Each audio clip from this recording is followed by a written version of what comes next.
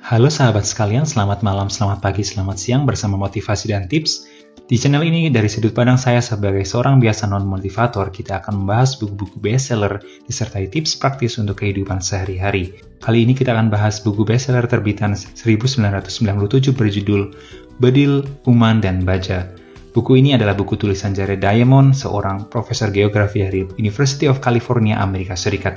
Buku ini sudah mendapat penghargaan seperti Pulitzer Prize dari Amerika Serikat. Genre buku ini mirip dengan Homo Sapiens karya Harari, yaitu mencoba menjawab misteri sejarah umat manusia. Tapi bedanya buku ini mengangkat tema paling utama, yaitu mencoba menjawab pertanyaan mengapa negara-negara Eropa dan negara-negara dengan ras orang Eropa bisa lebih sejahtera dibandingkan negara benua lainnya. Dan kenapa di abad pertengahan mereka bisa menguasai benua lainnya sedangkan benua lainnya tidak. Ketika ditanyai pertanyaan tersebut, mungkin Anda akan berpikir bahwa itu mungkin karena DNA orang ras Eropa lebih unggul daripada yang lain. Sejujurnya topik ini sangat sensitif dan menjadi bahan diskusi sejak lama. Bahkan ada hasil riset yang mencoba membuktikan keunggulan DNA antar ras. Tapi Jared Diamond di sini adalah salah satu ilmuwan yang tidak setuju pada teori keunggulan ras. Menurut beliau, yang membuat bangsa Eropa bisa lebih unggul itu adalah dari faktor lingkungan. Faktor lingkungan yang dimaksud adalah orang Eropa lahir di lingkungan yang memungkinkan untuk mendapatkan apa yang beliau rangkum dengan 3 kata seperti judul buku ini, yaitu bedil, kuman, dan besi. Kali ini kita akan mempelajari buku ini dibagi menjadi 2 topik. Yang pertama, bagaimana bedil, kuman, dan baja ini bisa membantu Eropa menguasai dunia. Dan yang kedua, bagaimana Eropa bisa mendapatkan 3 alat ini mendahului benua lainnya. Oke, kita masuk ke topik pertama, yaitu bagaimana bedil, kuman, dan baja bisa membantu Eropa menguasai dunia.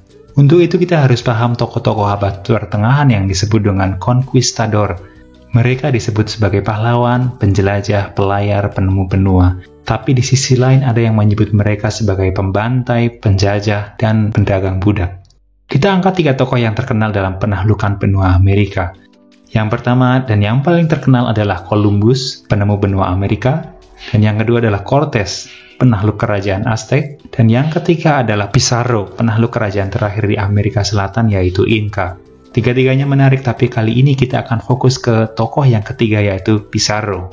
Panggung penaklukan Inca oleh Pizarro dimulai sekitar tahun 1520. Saat itu Inca di bawah kekuasaan rajanya yang bernama Atahualpa. Inca, mereka baru saja selesai terserang wabah misterius yang zaman sekarang disebut wabah cacar. Tak hanya Inca, ternyata cacar dan penyakit menular lainnya juga menyerang kerajaan-kerajaan lain di Amerika Selatan yang sudah takluk sebelumnya, termasuk Aztec di Meksiko yang sudah dikalahkan oleh Cortez sebelumnya. Tidak seperti sekarang di mana cacar ada vaksinnya, cacar dulunya sangat mematikan. Beribu-ribu nyawa jadi korban, bahkan jumlah korban yang meninggal karena wabah jauh lebih banyak dibandingkan jumlah korban karena perang.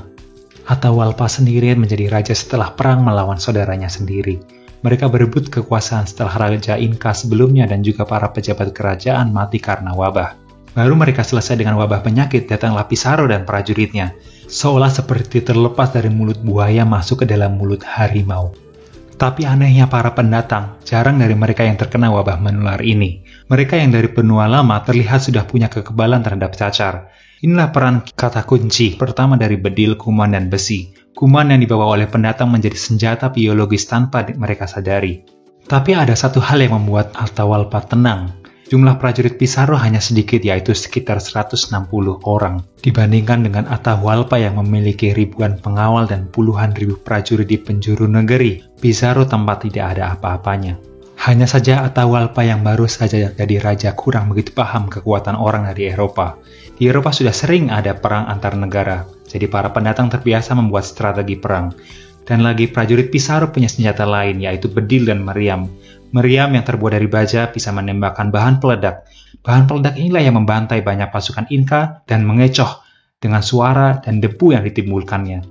Dengan 3 senjata bedil, kuman, dan baja, Pizarro dan pasukannya yang sedikit bisa mengalahkan Atahualpa dan ribuan pasukannya.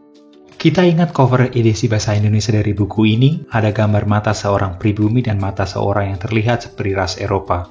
Tapi kalau kita coba cari cover edisi pertamanya dalam bahasa Inggris, kita bisa melihat sebuah lukisan. Lukisan inilah yang mencoba mendeskripsikan momen-momen takluknya kerajaan Inca. Terlihat di tengah ada Atahualpa yang mencoba mempertahankan posisinya di atas tandunya yang sudah jatuh. Dari belakang, tangan kiri Pizarro meraih bahu Atahualpa. Di sekitarnya ada prajurit-prajurit Pizarro yang berdiri membawa pedang, dan ada prajurit Inca yang sudah tak berdaya melihat rajanya tertangkap. Lukisan ini dibuat oleh pelukis dari Inggris, John Everett Millais, berjudul Pizarro Menaklukkan Inca Peru. Menurut Jared Diamond, ini adalah momen yang mengakhiri pertempuran terbesar sepanjang sejarah. Ibarat Piala Dunia, pertandingan final antara perwakilan benua lama melawan perwakilan benua baru sudah selesai. Juaranya adalah benua lama, dan mulai saat itu benua baru resmi di bawah kekuasaan benua lama. Kita baru saja bahas bagaimana bedil, kuman, dan baja bisa memperkuat Eropa dalam menaklukkan benua lainnya. Di abad pertengahan, kerajaan kesultanan di Nusantara pun mengalami kisah yang tak jauh berbeda dari kisah kerajaan Inca ini. Lantas apa yang membuat bangsa-bangsa Eropa lebih unggul dibandingkan bangsa yang lain? Jared Diamond adalah seorang geografis dan dia mencoba menjawab ini dari keilmuannya. Yang pertama adalah lingkungan benua Eropa atau lebih luasnya benua Eurasia yang mendukung peternakan dan pertanian. Dan yang kedua adalah bentuk benua Eurasia yang panjang melintang. Mari kita bahas satu persatu. Yang pertama adalah masalah pertanian dan peternakan. Kita ambil contoh peternakan. Syarat binatang agar bisa diternakan ada banyak, di antaranya adalah pakan ternak yang murah, tidak liar, tumbuh cepat, dan sebagainya. Dari sekitar 5.000 mamalia, hanya 14 spesies yang sukses lolos passing grade untuk menjadi binatang ternak. Di antaranya ada domba, kambing, sapi, babi, kuda, keledai, unta, dan sebagainya. Sayang sekali binatang lain seperti zebra, walaupun mirip dengan kuda dan keledai, zebra tidak bisa dijinakkan. Zebra ini agak mirip dengan manusia. Waktu muda zebra jinak, tapi setelah tua, zebra ini jadi semakin liar. Dari 14 mamalia yang bisa diternakan, 13 diantaranya ada di benua Eurasia. Dan di Amerika hanya ada satu hewan mengemaskan bernama alpaka. Hal yang sama juga terjadi pada ternak unggas dan juga tanaman pertanian. Akan tetapi bisa berternak dan bertani tidak cukup untuk membuat sebuah bangsa jadi kuat. Ada alasan kedua yaitu geografis Eurasia yang panjang melintang dari barat ke timur. Sangat berbeda dengan Amerika atau Afrika yang membujur dari utara ke selatan. Kita tahu iklim di Amerika Utara subtropis 4 musim dan di Amerika Selatan kebanyakan 2 musim. Geografis membujur ini membuat sulit cara bertani dan beternak di utara dipakai di selatan. Dan perpindahan orang juga jadi lebih sulit karena harus beradaptasi dengan iklim yang jauh berbeda. Lain halnya dengan Eurasia, ternak yang sukses dijinakkan di barat bisa dipakai di timur. Cara bertani di timur bisa dipakai di barat. Contohnya adalah teknologi roda. Roda diperkirakan ditemukan di daerah Irak sekitar 3000 tahun sebelum Masehi. Tapi artefak membuktikan bahwa dalam hanya beberapa abad setelahnya, roda ditemukan di seluruh penjuru Eurasia dengan desain yang tidak jauh berbeda. Nah, bentuk geografis Eurasia yang memungkinkan pertukaran informasi ditambah dengan bibit ternak dan bibit tanaman yang unggul, teknologi pertanian di Eropa semakin maju.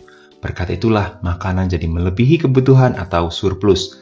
Untuk bisa bertani, manusia harus bermukim, dibandingkan dengan berburu dan meramu di mana manusia harus berpindah, bermukim di tempat yang tertentu membuat angka kelahiran semakin meningkat dan akhirnya populasi pun bertambah. Di satu sisi, populasi manusia yang bercampur dengan binatang ternak mengakibatkan satu makhluk hidup lain yang tumbuh subur, yaitu kuman penyakit. Kuman penyakit menyengsarakan Eurasia berabad-abad dan membuat mereka semakin kebal pada yang namanya penyakit. Itulah yang membuat Pizarro dan para pendatang di benua baru menang dibandingkan pribumi. Surplus makanan dan juga populasi manusia yang makin bertambah membuat profesi lain selain bertani juga bertambah. Ada penguasa yang harus mengatur surplus makanan dan hubungan antar manusia.